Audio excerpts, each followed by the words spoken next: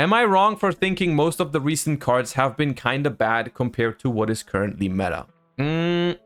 I have experienced it more as a... How do I phrase this? I would need to think about it more, probably, and look at more of the cards to compare. I don't think it's entirely true. I think that Konami, in general, is a little bit more careful about power creeping, because people have been complaining about certain ways of power creep, right? I think... But this is... I think this is not an overall issue, though.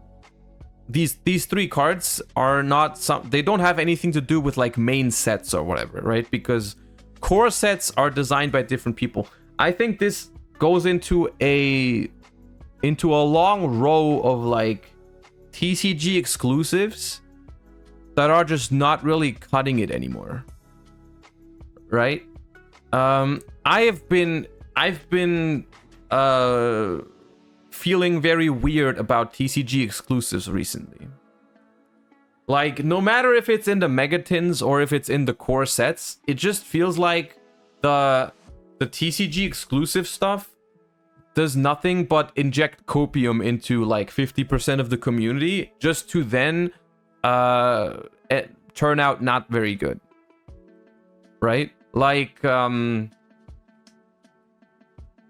the only good TCG exclusive card that I can think of right now in probably 2 years is Garura. What else was really good, right? Karma Cannon was okay, but I wouldn't call Karma Cannon a super good card, right? But like, it's a fine card, you're right. Karma Cannon is fine. Pit Knight early was okay. Gold Pride is like at max a low tier 2 deck, which is like, okay. It's been weird. Like, and I don't know what the reason for that is. I don't really know what the reason for that is. I just think that the way they've been doing, this is more of a core set issue. The way they've been doing TCG exclusives recently, or in recent years even, is something that I don't really understand. It's something that I don't really agree with. Just so we're all on the same page. The way it goes for TCG exclusives is they make them in 2 waves, right? 2 waves of TCG exclusive cards.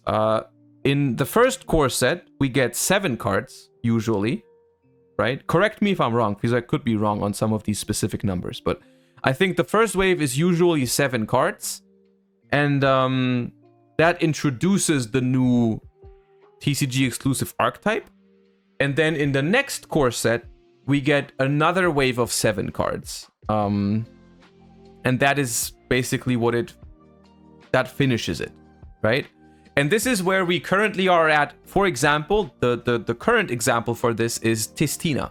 Tistina from Duelist Nexus is the TCG exclusive archetype, and we've gotten the first wave of 7 cards in Duelist Nexus, and we will get the second wave of 7 Tistina cards in Age of Overlord, releasing in 1 or 2 months. I'm not exactly sure. That I'm not exactly sure about.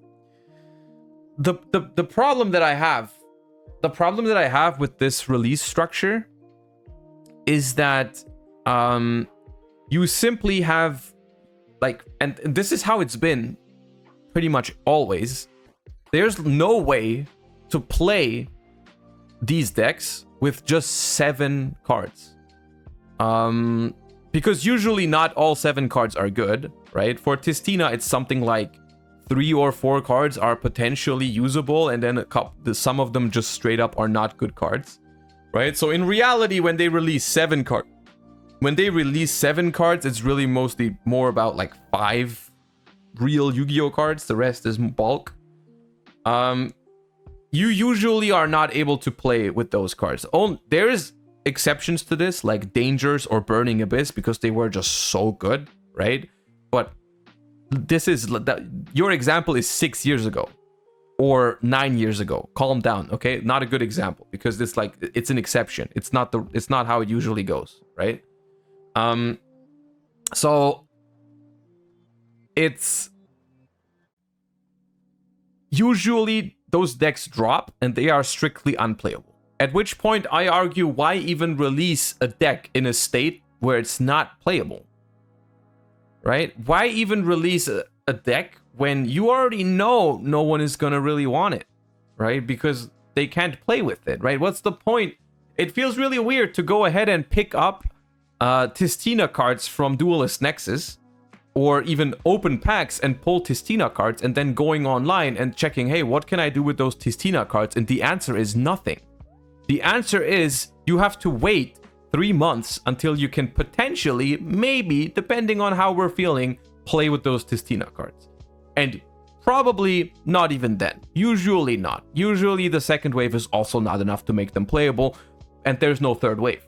There's no third wave. You just have to wait 2 years until the OCG makes a good card, until the OCG makes a busted Spiral Double Helix to make your deck playable, right? I think that's a very weird way because it also puts everyone into this position. It puts everyone in the position of like coping. Everyone is forced to either cope or not cope on whether a deck is going to be good or not. Like you guys in chat can let me know right now what your favorite TCG exclusive copium was. Mine was Libromancer. I believed in Libromancer. I thought the second wave of Libromancer was going to make them great. But I know people were coping on Goatee, people were coping on War Rocks, people were coping on whatever, you name it. People are coping on Tistina literally right now. Gold Pride. Gold Pride, I'll give it to them. Gold Pride was close. Gold Pride was close. Gold Pride was actually very close to being playable. And that's my main issue. That's my main issue with those, is that even if they are good cards, even if they have good cards, right? Like Gold Prides had good cards. Libromancers had good cards. Libromancer Fire, Libromancer Geek Boy, those cards are good, right? Those are good Yu-Gi-Oh cards. But most of those archetypes end up just being slightly underwhelming. They always feel like, hey, one more wave, just one more wave, you know? Like 99% of TCG exclusive archetypes quit right before hitting it big. That's how it feels. And that's weird. In my opinion, that's weird. I think it's weird. Why can't you just design cards that are actually good?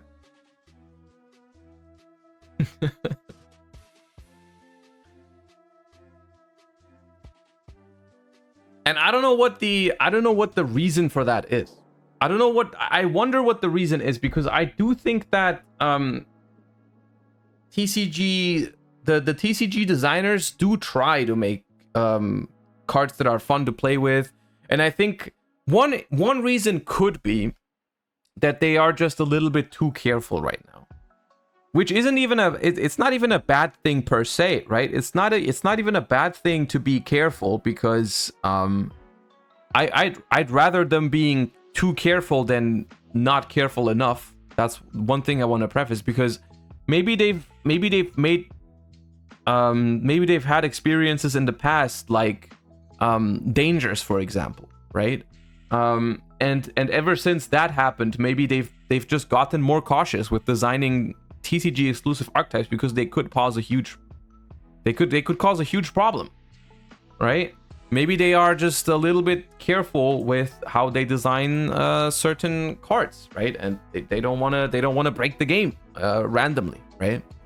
To which I say, that's not a bad thing, right? That's not a bad thing. However, it does come at a cost, right? It's the cost of being too careful is that people get excited about certain archetypes and then they get disappointed. That's also a problem, you know? Sometimes you do need to be a little bit more confident in your card designs, because I'm gonna go out on a limb and say you could have predicted that these 3 cards right here on the screen were not going to be very well received. You could have gone a little bit more powerful on these. You didn't have to go out the window broken with those, but you could have given these, come on, give us something, right? This is not cautious, what's on the screen right now. It's not cautious. This is just straight up bad cards. right? It's just straight up bad cards.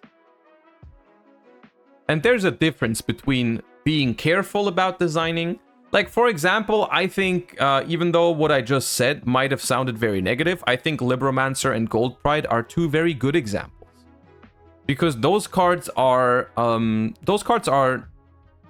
good. They even had their little time in the metagame, right? Gold Pride was a regional topping deck.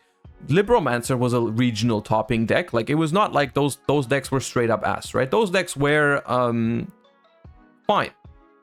And it is only because I think they went a little bit, they were like a little bit more confident in their design on Gold Pride and Libromancers. They were a little bit more they took a little bit of a risk, right? Because the cards had a lot of effects that just special summoned themselves from hand. They had a lot of cards that read like really good Yu-Gi-Oh cards without too many restrictions, and that's what made them playable, right? That's what made them playable. And like, these cards are just like, I read these cards and I'm like, yeah, I'm not using that card ever. I don't even have to think about where to put this card, what to do with this card. I'm not gonna use it.